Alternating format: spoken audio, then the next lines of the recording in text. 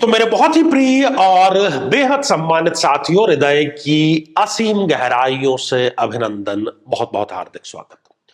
साथियों, इस medical astrology पर पूरी तरीके से समर्पित हमारे इस चैनल में आप लोगों का बहुत बहुत स्वागत और पुनः इसके लिए साधुवाद कि आप हमारे इस कार्यक्रम को, रिसर्च बेस्ड कार्यक्रम को इतना प्रेम दे रहे हैं।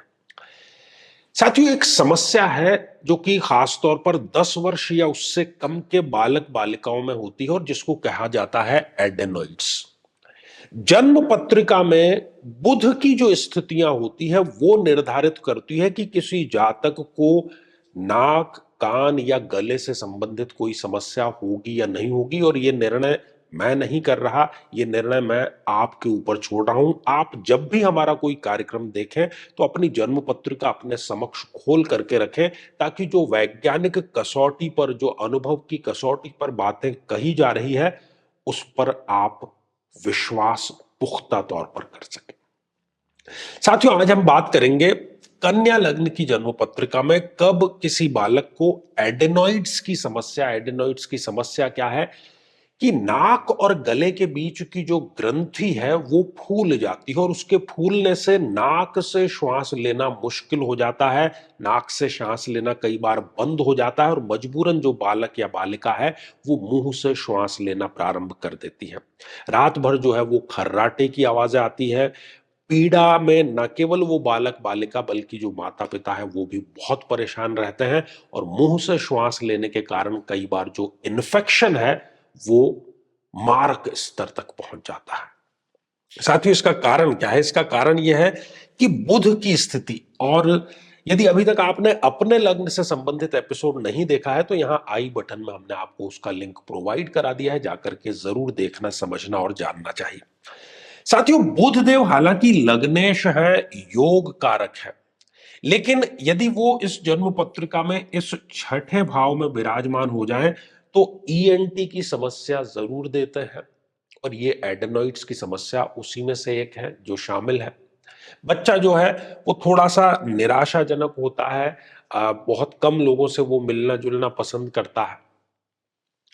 साथियों, यदि जन्म पत्रिका में इस सप्तम भाव में बुध देव विराजमान हो जाए, क्योंकि वो नीच राशि के यहां पर होकर के विराजमान हो गए हैं, तो ऐसी स्थिति में भी एडनोइड्स का शिकार बहुत आसानी से हो जाता है। किसी न किसी प्रकार का थ्रोट इन्फेक्शन हमेशा रहता है, सर्दी, जुकाम, खांसी, बुखार बहुत आसानी से उसको हो जाता है।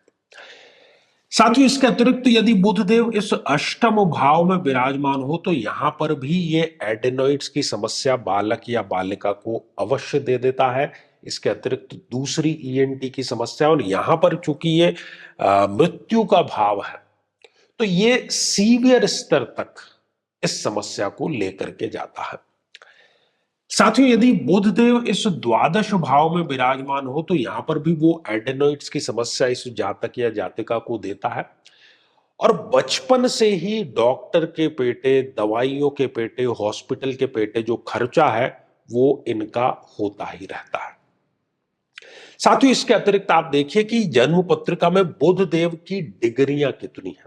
यदि बुध देव कहीं 0 डिग्री के विराजमान है या 28 डिग्री के विराजमान है या 29, ये 28 29 अंतिम डिग्रियां हैं और ये 0 डिग्री है, तो 0 डिग्री अर्थात एक नवजात शिशु जितना, और 28 29 चूंकि अंतिम डिग्रियां हैं तो अंतिम अर्थात 90 वर्ष से ऊपर का जो आयु में होते हैं, जिनको हम वयोवृद्ध कहते हैं। तो चाहे नवजात शिशु हो चाहे वयोवृद्ध हो, ये बलहीन होते हैं, अपने दैनिक कार्यों के लिए दूसरों पर ये डिपेंड हो जाते हैं। तो बलहीन जो बुध है वो श्वसन तंत्र की समस्या अवश्य ही व्यक्ति को देता है।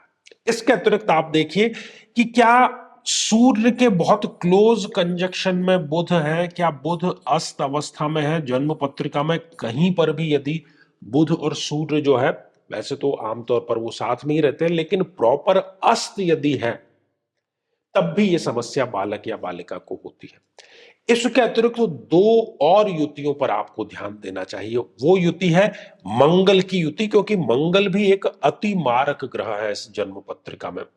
तो यदि मंगल और बुध ये दोनों साथ में कहीं पर भी है जन्म पत्रिका में, किसी एक भाव में विराजमान है, तब भी ये समस्या देंगे। और इसके साथ ही मंगल और बुध की जो युति है, ये ब्लड को भी किसी ना किसी प्रकार से विकृत करने का कार्य करती है। इसके अतिरिक्त आप देखिए साथियों, कहीं जन्म पत्रिका में क्या चंद्र और बुध की युति है, किसी भी भाव में यदि चंद्र और बुध एक साथ में बैठे हुए हैं तो ये मानसिक समस्या भी देगा। बच्चा जो है उसको हमेशा किसी न किसी प्रकार का भय, एक निराशा जो है वो घेरे ही रखती है। साथियों, इन सभी परिस्थितियों में क्या चाहिए, क्योंकि समस्या जन्म पत्रिका में है और हम उसका निदान चाहते हैं बाहर। बाहर हमें फौरी तौर पर निदान मिल जाएगा, लेकिन इसका परमानेंट निदान नहीं मिलेगा। परमानेंट निदान के लिए जो महादशा है, उसके महादशा मंत्रों का जाप पूरी साधना पूर्वक माता पिता में से किसी एक के द्वारा संकल्प लेकर के किया जाना चाहिए, क्योंकि बालक बालिका कम उम्र का है। और जो अभिमंत्रित जल है, जिस किसी भी ग्रह की पीड़ा है, उसके अभिमंत्रित जल का नियमित रूप से सेवन और शर्तिया तौर पर उसको इस बीमारी से सदैव के लिए मुक्ति अवश्य मिल जाती है। तो साथियों, यदि आप भी चाहते हैं कि आपकी कुंडली का संपूर्ण विश्लेषण हो, समस्या का समाधान हो, तो आगामी समय में मैं स्वयं इन शहरों में उपस्थित रहूंगा। आप समय लेकर के मिल सकते हैं या फिर टेलीफोनिक या वीडियो कॉल के माध्यम से भी आप जुड़ सकते हैं।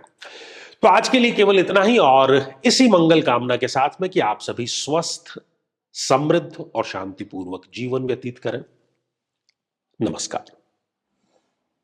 साथियों, कई वर्षों के जन्म पत्र का अध्ययन और लाखों कुंडलियों के अध्ययन के बाद हम ये कह सकते हैं कि यदि किसी की जन्म पत्रिका में शुक्र पीड़ित है तो उसको इस ग्रह की महादशा में इन 9 लक्षणों का, इन 9 कष्टों का, पीड़ाओं का अवश्य सामना करना पड़ता है। व्यक्ति को चाहते हुए भी शारीरिक सुख मिल ही नहीं पाता है।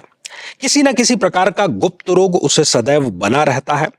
भौतिक सुखों को व्यक्ति चाहते ना चाहते हुए भी उठा ही नहीं पाता है।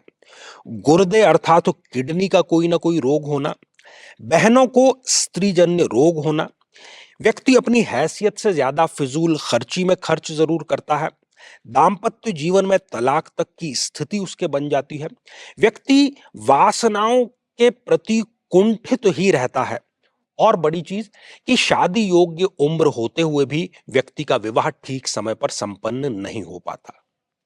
लेकिन साथियों, यदि आप भी इन सभी कष्टों से स्थायी और सटीक मुक्ति प्राप्त करना चाहते हैं तो उसका तरीका है इस ग्रह की महादशा मंत्र साधना दीक्षा, जो विशेष रूप से आपके नाम, आपकी जन्मतिथि के अकॉर्डिंग की जाएगी।